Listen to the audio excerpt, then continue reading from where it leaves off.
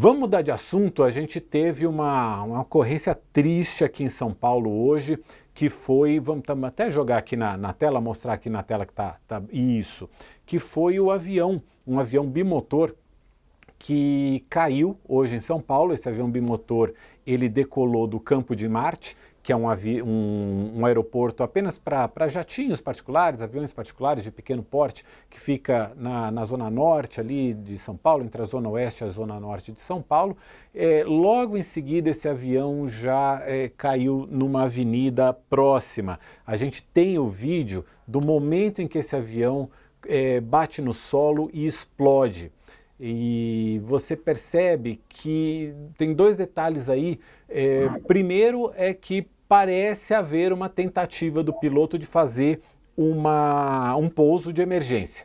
Isso a investigação vale. Se você reparar, tem uma árvore que se move, a asa bate nessa árvore.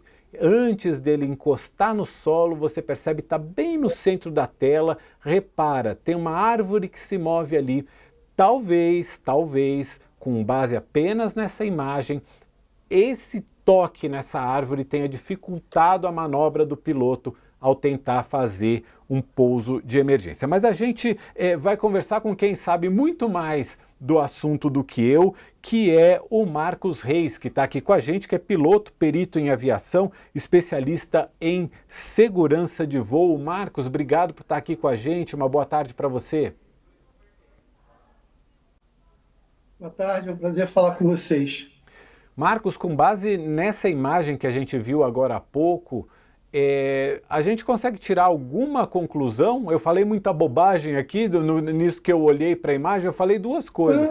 Talvez uma tentativa de um pouso de emergência e um toque numa árvore que pode ter atrapalhado.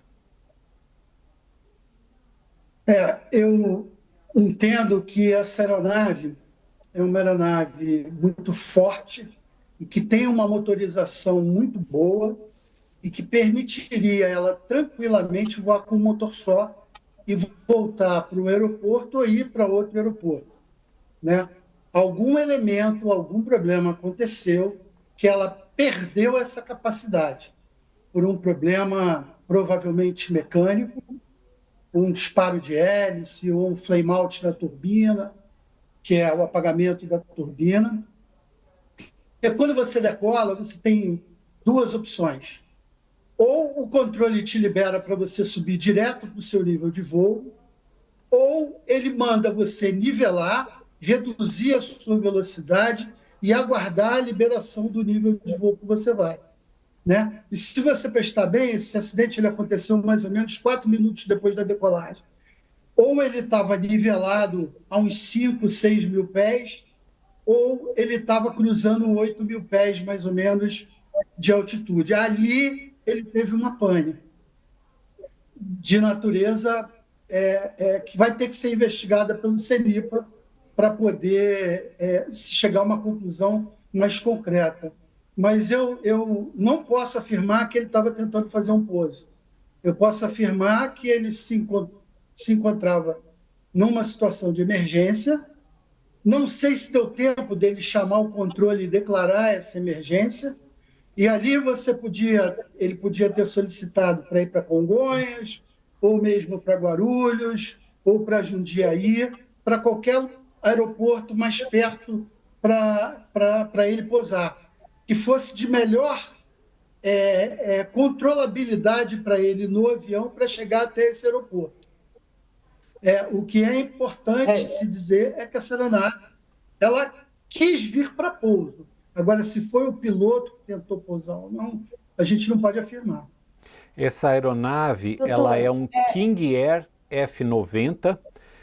Duas pessoas morreram. O dono da aeronave, que era o empresário e advogado gaúcho Márcio Lousada Carpena, e o piloto, que se chama Gustavo Medeiros. Os dois morreram no avião. 6 pessoas que estavam em solo saíram feridas, com ferimentos leves. Esse avião, ou pelo menos partes desse avião, se chocaram contra um ônibus que também pegou fogo, mas as pessoas conseguiram sair do ônibus. Algumas pessoas se machucaram. um motociclista também que estava em solo se machucou, mas sem gravidade. Mas tivemos 2 vítimas fatais, entre elas o dono da aeronave. Raquel, eu acho que você ia fazer uma pergunta. Não, eu queria.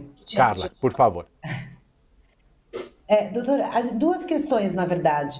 Uma é, eu não sei se é impressão ou se o senhor tem mais informações e mais dados, mas a gente tem noticiado com uma frequência, parece que um pouco maior, acidentes aí de aviões nesses últimos tempos. E aí eu pergunto, a minha pergunta principal é em relação a esses aeroportos menores na cidade, né? É um tema que vira e mexe a gente acaba colocando em pauta quando acontecem esse tipo de acidente. Em São Paulo tem aí o Campo de Marte, tem o próprio aeroporto de Congonhas, que fica muito próximo a áreas residenciais. Esse tipo de acidente, primeiro, o senhor acredita que realmente está aumentando o fluxo de aeronaves, é maior? Quantos imigrantes do São Paulo? É preciso manter uma distância de segurança ou dá para existir sem tantos riscos? Primeiro, vamos lá, sempre que você constrói um aeroporto, você tem um crescimento urbano em volta desse aeroporto, em qualquer lugar do mundo. Então, você tem uma decisão que você tem que tomar. Ou você vai construir o aeroporto no centro da cidade, ou você vai construir o aeroporto mais afastado. Se você construir o aeroporto mais afastado, você vai livrar desse perigo que existe no entorno dos aeroportos, mas, em compensação, num aeroporto como esse, por exemplo, você vai afastar muito o aeroporto da utilização do proprietário. Então, o deslocamento que ele vai ter até o aeroporto vai ser muito distante. Segundo, você pega a operação, por exemplo, Rio-São Paulo da ponte aérea, ninguém quer operar em Guarulhos, eu falo passageiro, tá? Ninguém quer pousar em Guarulhos ou ninguém quer pousar no Galeão. Todo mundo quer pousar onde? Em Congonhas. Por quê? Porque é mais próximo dos seus destinos, né? Então, como São Paulo foi uma cidade que cresceu sem planejamento urbano e o Rio de Janeiro também, em algum momento decidiu-se deixar construir um aeroporto. E sabendo que, com o passar do tempo, esse aeroporto ia ser tomado pela cidade. Então, não tem muito como você sair dessa situação, a não ser que você tome uma decisão política dura de afastar todos os aeroportos do centro urbano, que eu acho muito difícil acontecer. Raquel, acho que também queria fazer uma pergunta. Sim, queria tirar uma dúvida. A gente sabe que esse acidente ainda vai ser alvo de uma investigação do CENIPA, mas sempre nos grupos de pilotos circula-se muita informação, né? Quem é piloto sabe disso, tem muitos grupos, o pessoal conversa muito. Já tem alguma hipótese do que pode ter acontecido? Olha, eu vou levantar uma lebre aqui que depois eu posso até ser criticado, não tem problema, é a minha opinião, eu estudei para isso e estou dando. Se você percebeu os últimos 3 acidentes na aviação geral, esses 3 acidentes aconteceram numa situação single pilot, onde tinha um piloto só dentro da cabine, em aeronaves mais complexas, né? Então, eu estou entendendo que chegou a hora da Autoridade de Aviação Civil rever essa autorização single pilot e os mínimos para essa operação.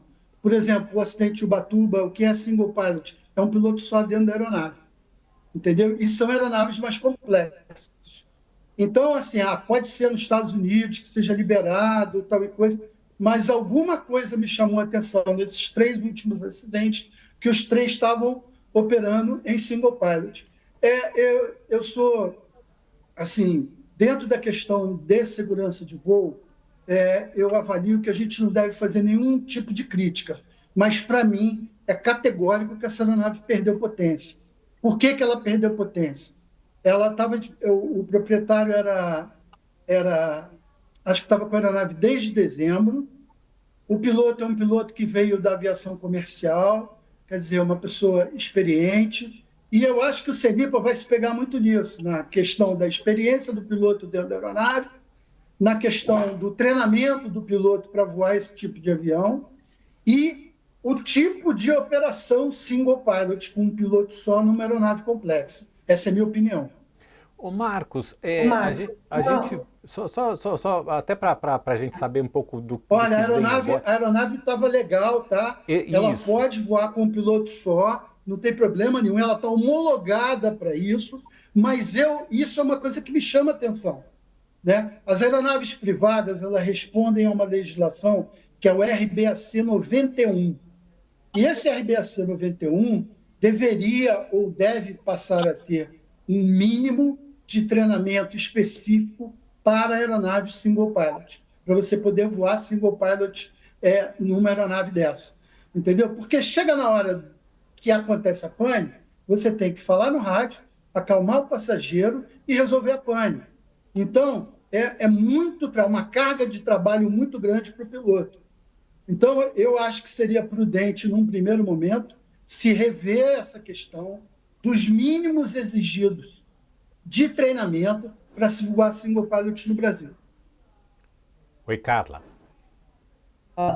Uma dúvida, Marcos, em relação a, por exemplo, o que pode ser feito da parte das autoridades brasileiras, né? A gente fala da CENIPA, que investiga, tem a Força Aérea Brasileira, mas em termos de regulação, o senhor acha que falta ou fiscalização para essas aeronaves menores? O que o governo pode fazer para evitar, o poder público, né, pode fazer para evitar a recorrência desse tipo de acidente? Existe algo? Eu hoje, mais cedo, falei sobre isso. Eu acho que isso é uma questão de Estado e não de governo. Entendeu? Ou seja, qualquer tipo de governo que esteja, ou que esteve, ou que um dia estará, tem que ver essa questão da segurança e da operação da aviação geral no Brasil. Por quê? O Brasil é um país de dimensões continentais. Tá? Então, existe muita necessidade de se voar aviação geral, que é aviação de táxi aéreo e aviação executiva. E a gente não investe nessa infraestrutura. Que infraestrutura que eu estou falando? De fiscalização, de treinamento e de operação. Então, por exemplo, o Brasil o Estado tinha que compreender que a aviação é um modal de transporte muito importante e investir em legislação e fiscalização. Só para você ter uma ideia, dados, o FAA americano, que é a primeira aviação executiva do mundo, e o Brasil é a segunda maior aviação executiva do mundo, tá? O FAA tem 55 mil funcionários diretamente para fiscalizar a aviação civil brasileira. A Agência Nacional de Aviação Civil, eu não sei, mas se não me engano, ela não chega a 2 mil funcionários. E eu sei que eles se esmeram na fiscalização, no controle, fazem tudo by the book. Mas eu, na minha opinião, entendo que falta investimento nessa infraestrutura da Agência Nacional de Aviação Civil.